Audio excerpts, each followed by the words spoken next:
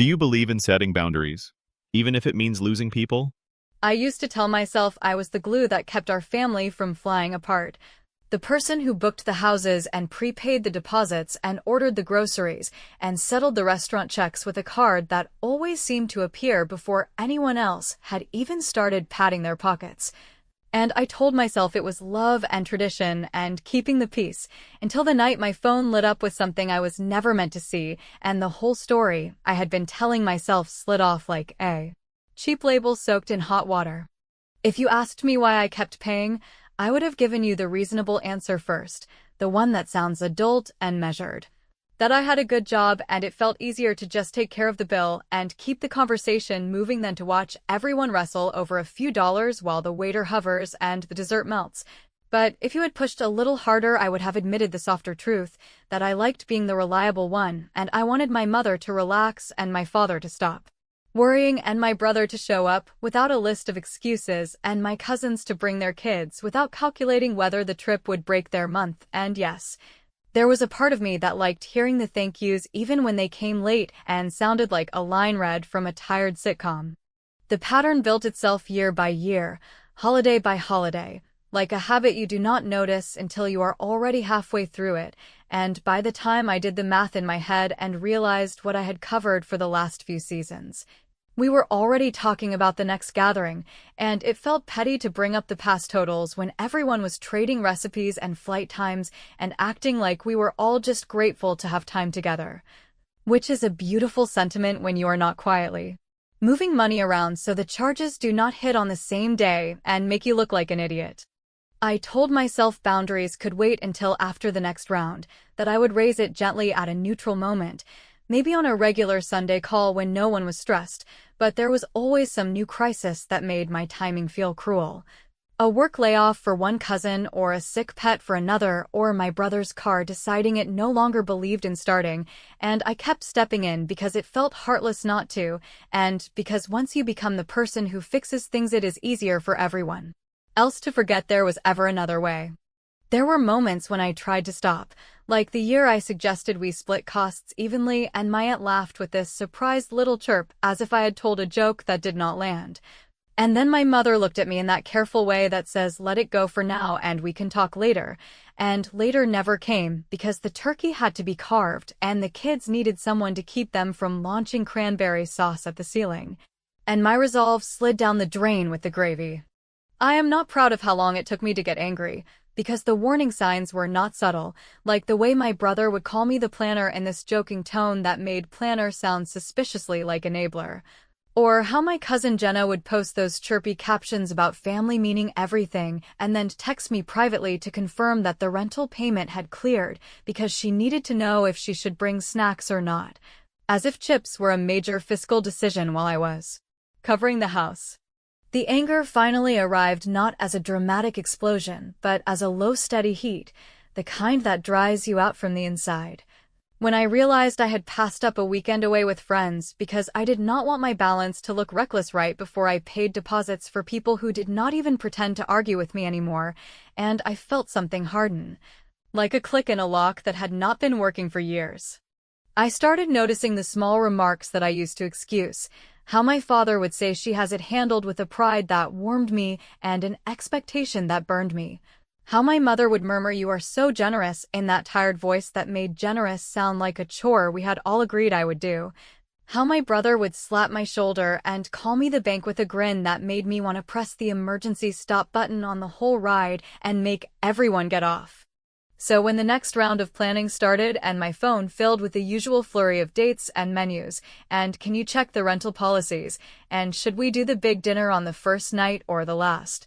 I told myself I would keep quiet and observe like a scientist who has finally realized the lab rats have been studying her, and I did something I never do. I waited to see who would ask what they owed without being prompted. And the silence that followed that question was so complete it felt like someone had placed a glass dome over the conversation and vacuumed out all the air. I wish I could say the moment of truth came because I confronted them with a clear voice and a spreadsheet, but the universe has a mean sense of humor and prefers Messier plots, because the moment of truth arrived because my cousin Michael, Who is exactly the kind of man who volunteers other people for things while he double taps inspirational quotes about accountability, forwarded an event invite, and, in the same breath, added me to a group chat by mistake, a chat that did not include the usual parents and aunts and kids, a chat that had a name I did not recognize, and for a second I thought it was a planning thread for logistics I did not need to be in. My phone buzzed again, and the notification showed the chat title in a way that made my skin prickle, a little banner across the top of the screen that did not match any group I knew, and I opened the thread because curiosity beats dignity 9 times out of 10. And I sat very still as the messages loaded, telling myself it would be nothing and I could close it and pretend I never saw it, while one new bubble kept blinking like a heartbeat and the room went strangely quiet. The chat finally opened with that slow unfurl that makes you think maybe your phone is buffering on purpose to be kind, and then it landed all at once, a long thread of messages stacked like a sandwich you cannot bite without making a mess, and at the top,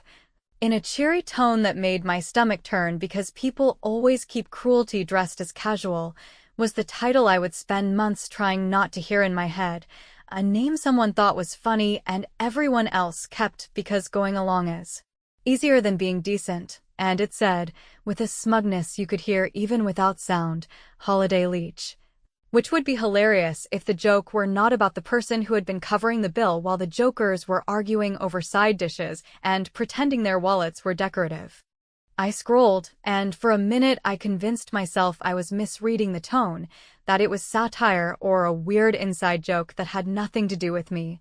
But then there were screenshots of menus where someone had highlighted the pricey items like I was their personal concierge, and there were little polls about which house I could swing this year as if I was auditioning for a role called Generous Idiot. And then came the real punch, the lines where my brother, who has never met a bill he did not want to split into future promises, said I liked buying love because it made me feel needed, and my cousin Jenna reacted with those stupid laughing faces I could practically feel squeaking, and another cousin chimed in that my whole brand was taking charge because I could not stand not being in control, and they called me the bank, the sponsor, the sugar aunt, all of it wrapped in this smug faux gratitude that made my skin crawl.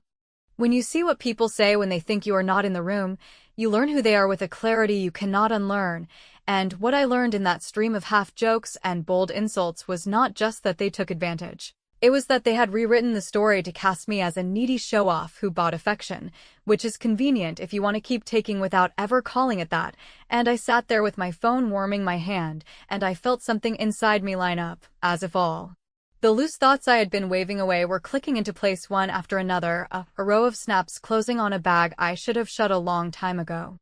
There were months of this, not a slip or a bad night, but a rhythm, holiday after holiday, planning threads where they placed orders from my generosity as if it were a takeout menu. And I saw messages where they speculated about whether I would cover the deposit again because she always does, and someone wrote that if I ever pushed back they would pull the guilt trip about family and tradition because that tune always works. And I felt a wave of heat move through me that was not rage exactly, but a steadier thing, a decision hardening while I scrolled, and I took a breath and started taking screenshots. Long scrolls captured and labeled by date like a book I intended to keep on a shelf for the day anyone tried to argue with history. I did not write back, because blowing up in that moment would have fed the version of me they were selling to each other, the dramatic woman who cannot wait 5 minutes to make it about herself, and I was not going to give them that performance. So I went quiet and careful, exporting the chat to my email in case anyone realized their mistake and tried to bury what they had said, copying the thread to a private folder so I could look at it when I started doubting myself, which I knew I would. Because I am still a person who worries that taking a stand will somehow make me the villain even when the evidence is sitting 4 inches from my face. Once the collector in me had the record, the strategist in me woke up, and I did the first thing that felt like oxygen after a long time underwater. I opened my banking app and turned on alerts for every recurring charge tied to shared accounts that had slowly migrated to my card because we will sort it out later, and then I went down the quiet list that no one ever thanks you for maintaining. The grocery delivery membership that let everyone place big orders without paying a delivery fee. Because they were doing the emotional labor, the family streaming bundle that kept my cousin's teenagers entertained while I was on the phone with customer support getting the stupid password reset. The warehouse membership I renewed because my brother kept forgetting his wallet in the car, and I removed every single family member and downgraded every plan to one person, me. I knew it was not the main strike, and I was not pretending it was, but as I hit confirm and watched those polite little notices pop up that said access removed and plan changed and new billing date, I felt a calm settle in that I had not felt in years. Not because I wanted them to be punished by a missing show or an unexpected delivery fee, but because I wanted to hear the word no land somewhere other than in my head, and I wanted the next alert they saw to be the opposite of what they expected. A small tremor on the way to the quake. I set my phone on the table, let the silence expand like someone was finally opening a window, and then, because petty is not the same as precise, I created a new rule in my calendar that lined up with the week of the next holiday plan. A polite little reminder to revisit transfers and freeze anything automatic before the weekend, and right as I finished that, the chat pinged with one more message from Michael casually asking if I had locked the house yet because rates jump if you wait, and for the first time in a long time I did not rush to reassure anyone, I did not smooth the worry or accept the assignment. I just looked at the tiny blinking cursor and thought about how quiet my phone would be when the first bill hit without my card attached. And I smiled in a way no one could see while a small part of me whispered that the countdown had already started. The funny thing about anger, once it stops being noisy and starts being useful, is that it turns into a plan almost on its own, and during the days after that discovery I walked around with this steady hum under everything I did.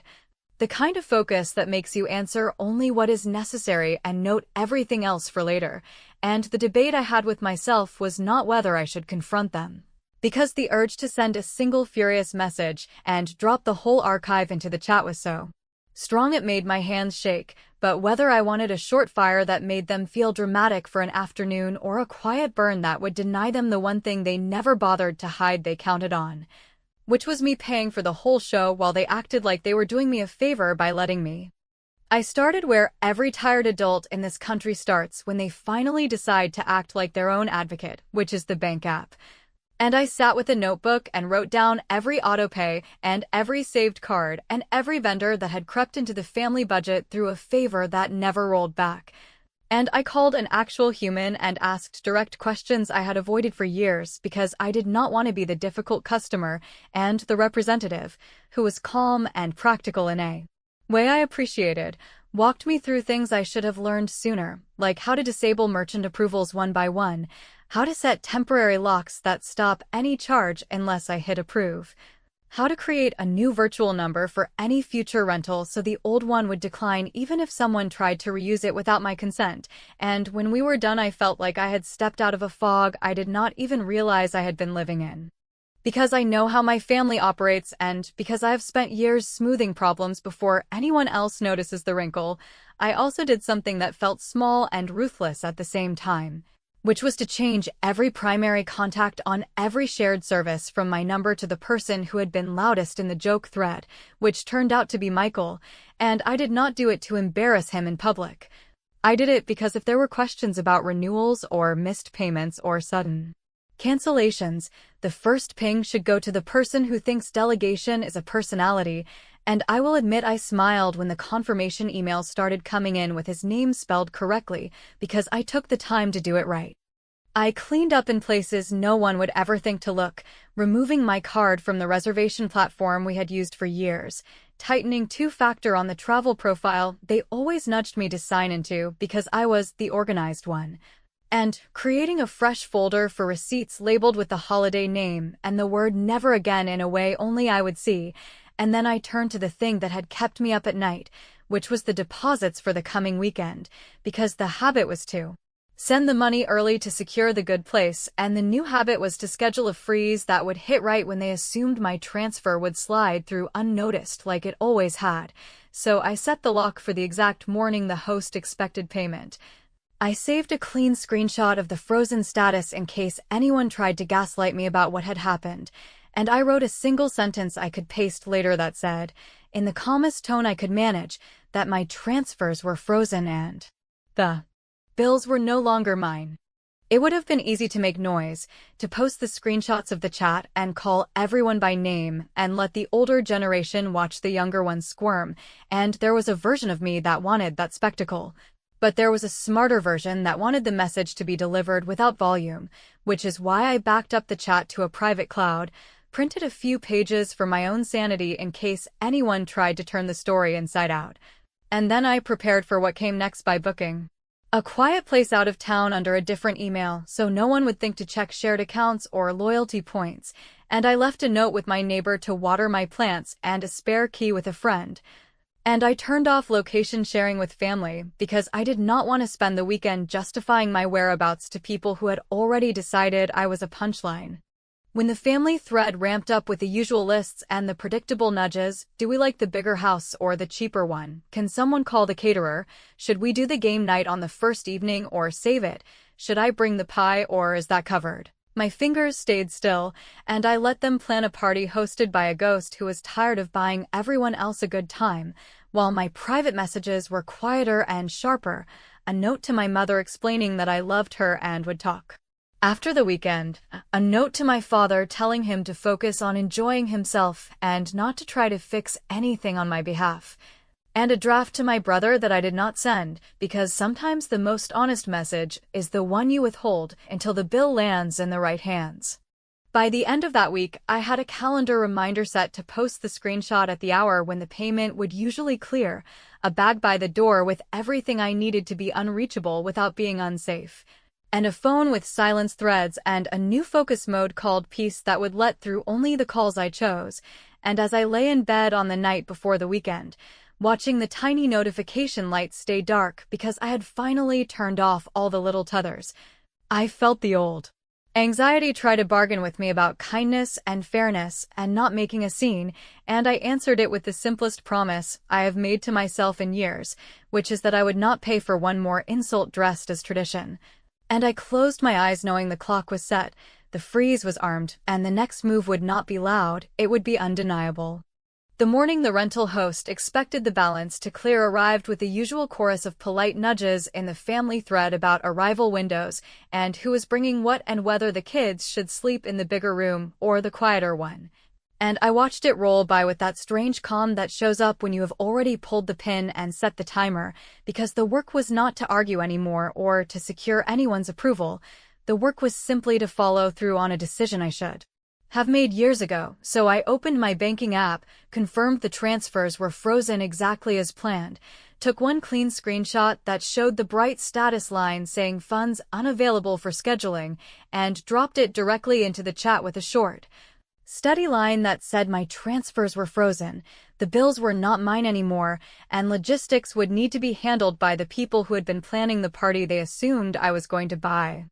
For a full minute nothing happened, which was almost funny considering how quickly everyone usually jumped in when there was a chance to slot me into the role of fixer, and then the bubbles started stacking like a slot machine someone pulled too hard.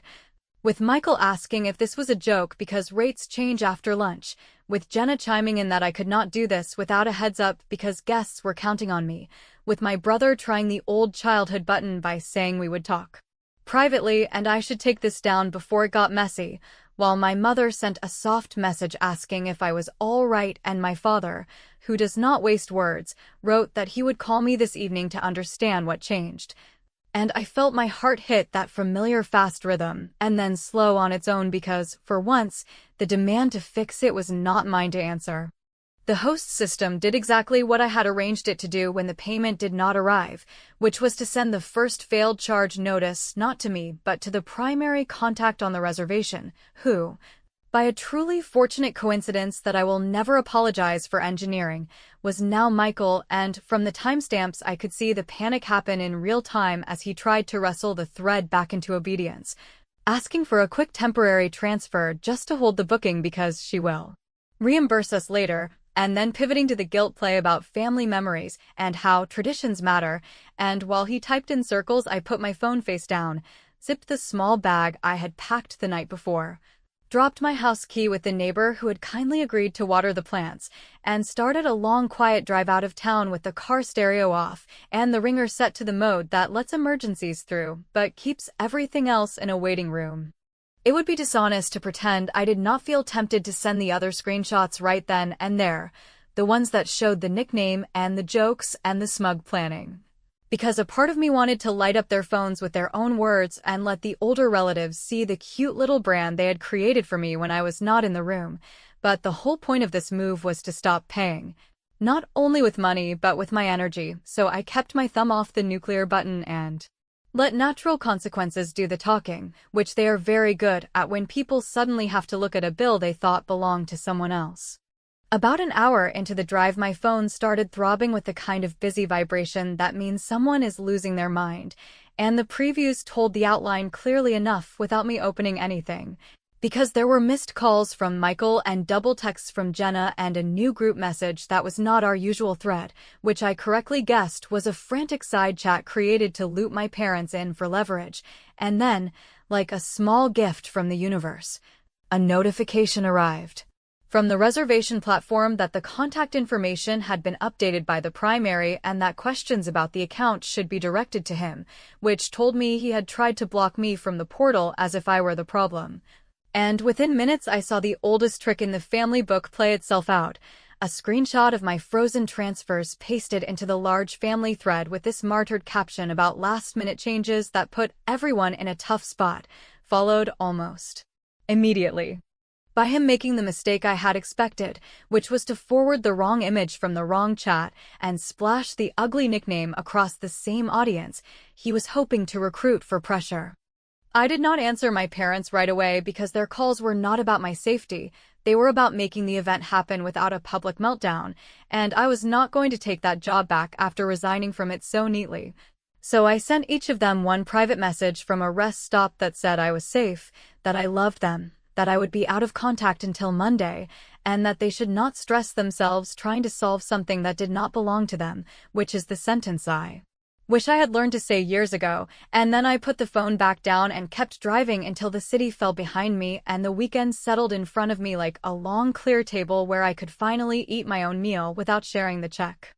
The trap, if you want to call it that, was never about humiliation in front of an audience or public shaming I would have to manage later. It was simpler and, to me, more honest. Because it asked only this one question and asked it loudly enough that no one could pretend not to hear it, which is whether the holiday still mattered when the person who bought the plane of good feelings stopped supplying the fuel, and while they scrambled, while the platform pinged the new contact for payment and while cousins who had chuckled in that cheerful little chat suddenly had to open their actual wallets, I crossed a county line with an overnight bag, a silenced phone, and the kind of quiet that feels like the first real gift I have given myself in a long time.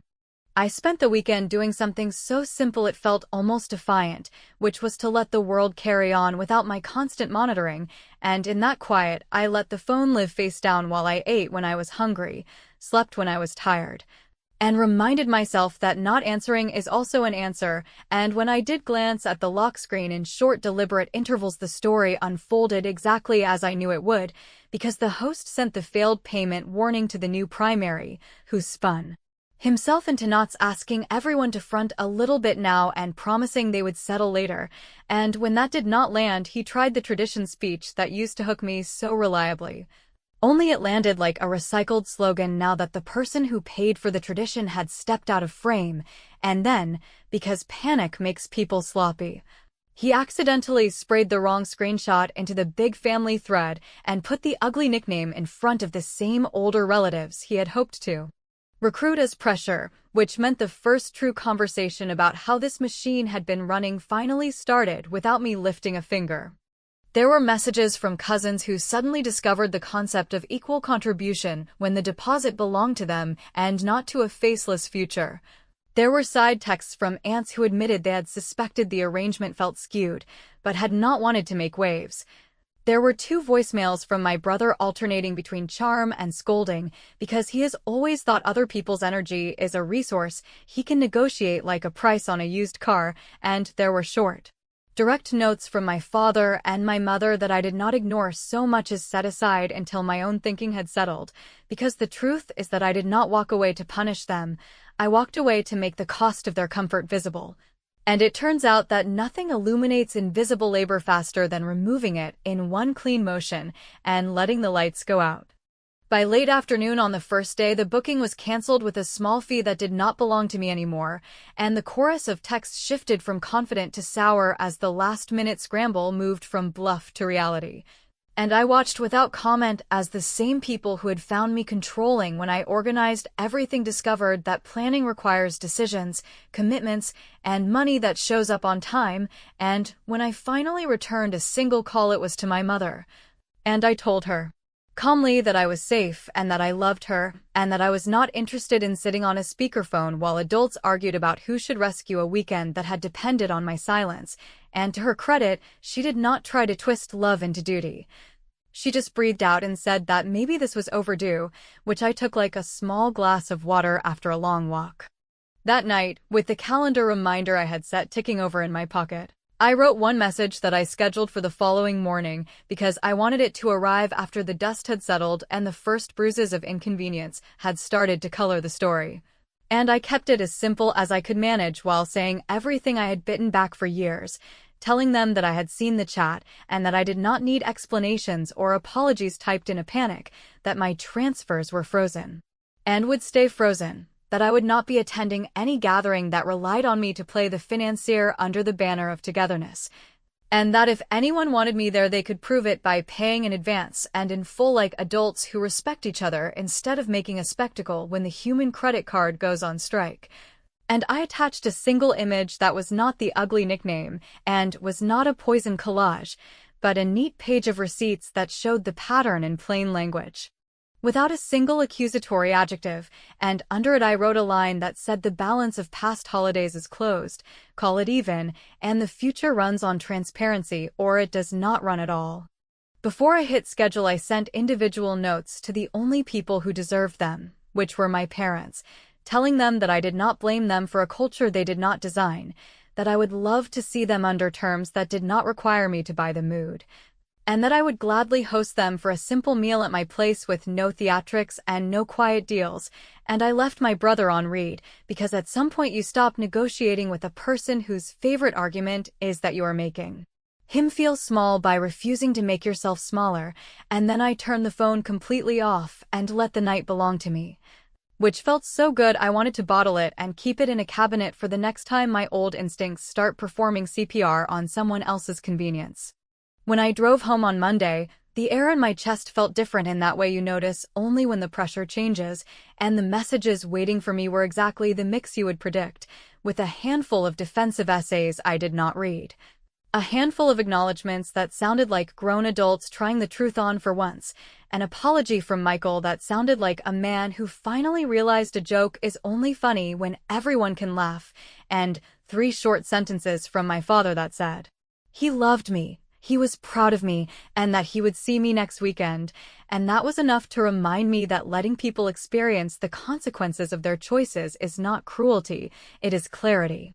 The group thread is quiet now because I left it and I did not slam the door, and I created a new one labeled with nothing fancy and added only the people who can speak to me like I am a person and not a service. And I will not pretend there is no ache when I think about the years I paid to keep a story going that did not include respect, yet the ache is cleaner than the resentment that came before.